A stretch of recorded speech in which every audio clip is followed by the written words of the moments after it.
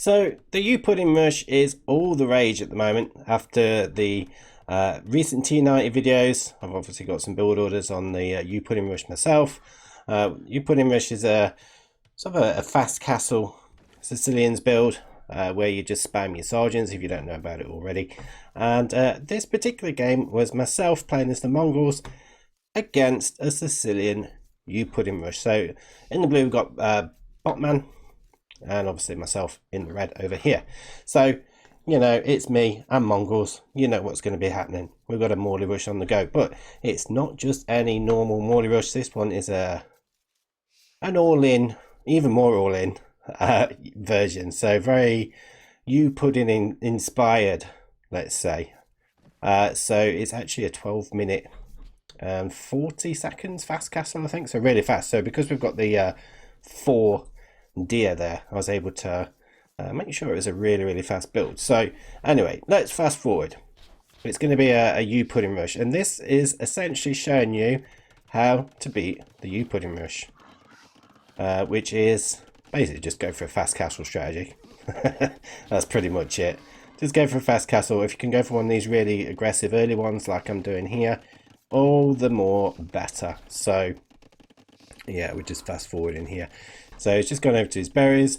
I don't think his build is as smooth as the one I've got on my channel, the one he used, because he's not got a lumber camp. Mine has a lumber camp, so you can add a forward siege workshop.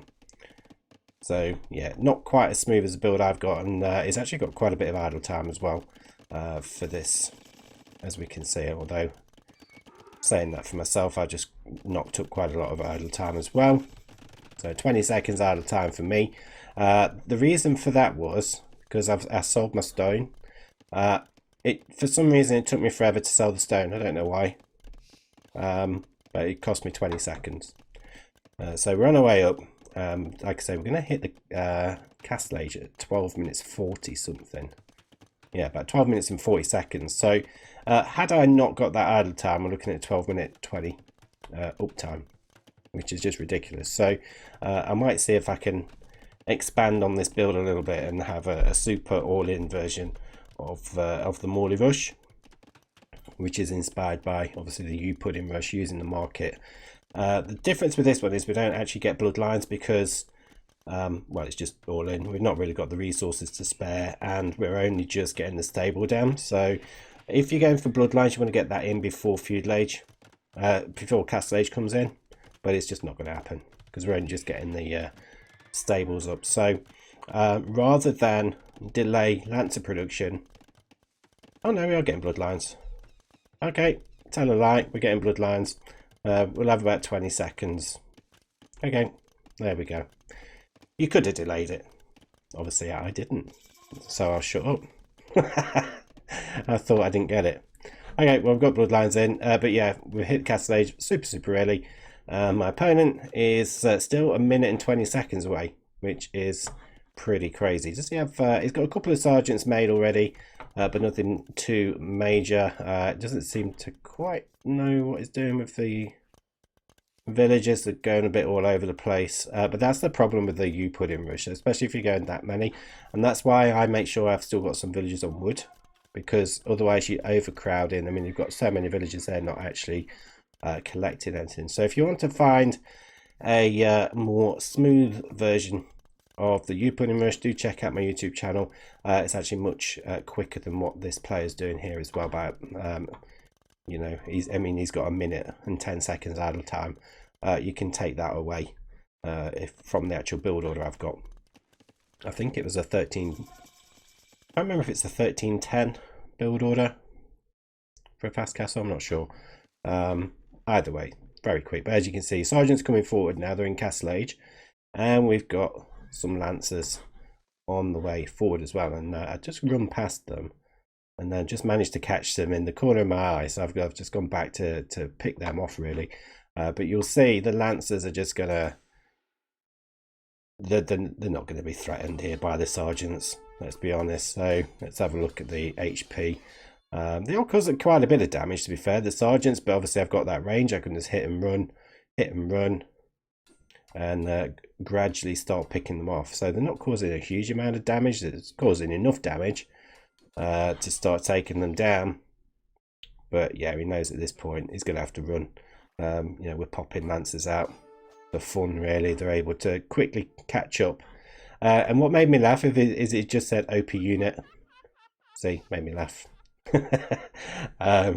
OP unit, and it was just the irony of it. The fact that he's going for a YouPudding rush and he's made at me for having an OP unit. So it's so funny. So funny. It was pretty cool though. It wasn't being salty as such. It was quite funny. So I'll just put, you're literally YouPudding in me. So no, I think it was all in good humour. But yeah, you can see there's actually nothing he can do at this point. I mean, I'm not making villagers. He started to add some villagers in.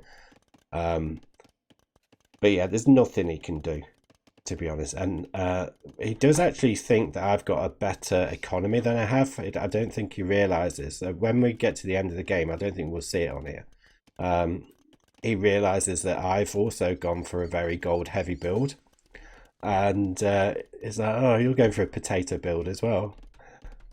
And I think maybe he would have played on had he realized sooner, because he's got quite a good villager lead, to be fair, 6 vills at this point. But yeah, I just missed those, just went running around. So I think as well at this point, I mean, you can see I've started making some knights. So at this point I'm thinking, well, I'm not able to really get in his base and cause him any damage because he's got the dungeon. So I decided to start adding knights because the knights are much better at bringing down buildings. So the plan was get the knights in, take the dungeon down, lancers come in, pick off the villagers. That was the game plan. But he has managed to come forward, and I wasn't aware of this. So he does come in. Luckily I've only got 1 villager here, so it's not really a big deal. And obviously I can see that that's happening, so I'm just going to try and I say quick wall, it's pretty slow, isn't it, really? But again, the house down, and we'll try and get another one. Can we get it in time? Yeah, just in time.